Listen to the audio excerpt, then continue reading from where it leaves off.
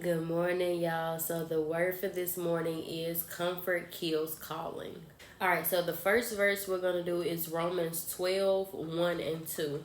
And it says, present your bodies a living sacrifice, holy, acceptable unto God, which is your reasonable service. And be not conformed to this world, but be ye transformed by the renewing of your mind, that you may prove what that is good and acceptable and perfect will of God. All right, so the three words that I want y'all to take from those scriptures is sacrifice, transformed, and prove. So all of those words are verbs, which means you have to do some type of action for it.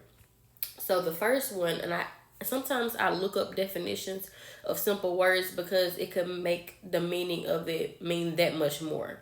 I know a lot of times we obviously know what this stuff means, but once you actually read the definition, it kind of penetrates a little more. So sacrifice means offer or kill as a religious sacrifice. So I also wrote down, sometimes we say stuff like, I've always been like this. This is just who I am. You better kill that spirit. You better kill that flesh because that's not of God.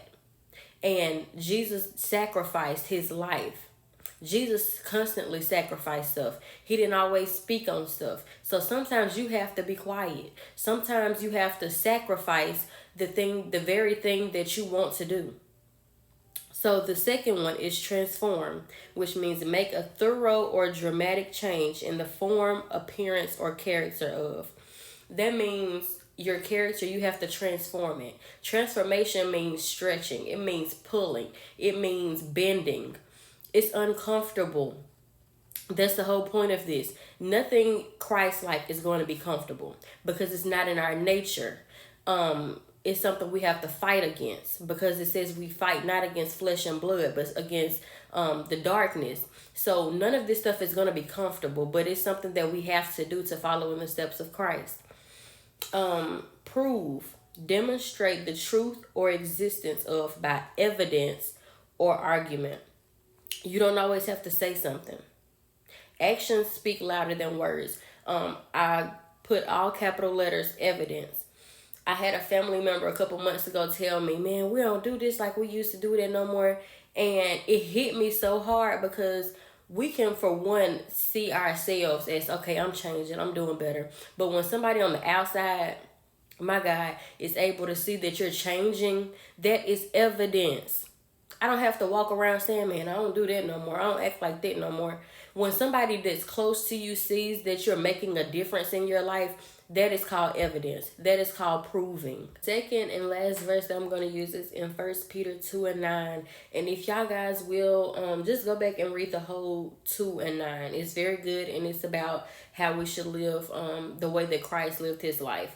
So 2:9 says, but you are a chosen generation, a royal priesthood, and holy nation, a peculiar people, that you should shew forth the praises of him who has called you out of darkness into his marvelous light.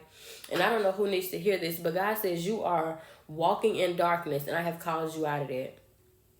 And you're wondering why you're so uncomfortable. You're wondering why you're so uncontent. You're wondering why it doesn't matter what happens to you, you're still thinking negative because you're still walking in the darkness that he's called you out of. My God. And I can remember the time where I was walking in darkness and I was so unhappy, but nobody knew that. Nobody knew that I was very unhappy because I understood that God had a higher calling on my life, but I was wanting to be comfortable. I was wanting to stay around the same people. I was wanting to go to the same places. And God says, I've already called you out of that. You're never going to be comfortable in a place God has called you out of. That's in relationships. That's at jobs. That's on anything. If God has called you out of that, he will not allow you to be comfortable because he's calling you out. He's not wanting you to be there anymore. And somebody is waiting on you to get uncomfortable and be used the way that God has called you to be used. My God. And while I was writing all this down, the Holy Spirit yelled to me, you can't afford to stay comfortable. My God, you literally cannot afford to stay comfortable. There is somebody waiting on you. Somebody's breakthrough is determined on you being uncomfortable. It's not always about us. God uses us for things for his glory. He tells us to do things for his glory. We don't always have to understand to obey. My God, we are so selfish. We want to know everything. We want to know why we got to do this, why we got to go there, why we can't go there. God says, I don't have to explain anything to you.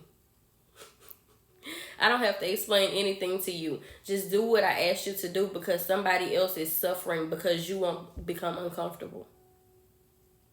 My God, I don't know who needs to hear this morning, but God says, I have already called you out of darkness. That's why you're unhappy. That's why you're unstable in all your ways. My God. Y'all, I hope y'all take this word and understand that comfort does kill your calling. Before God put you in your mother's womb, he had a calling on your life. And it really hurts my heart to see that we're all just out here kind of living our lives, living our best lives. And God is like, this is not why you're here. You have a purpose. I have a plan for you. But I hope this word blesses somebody this morning, and y'all have a wonderful day. I love y'all.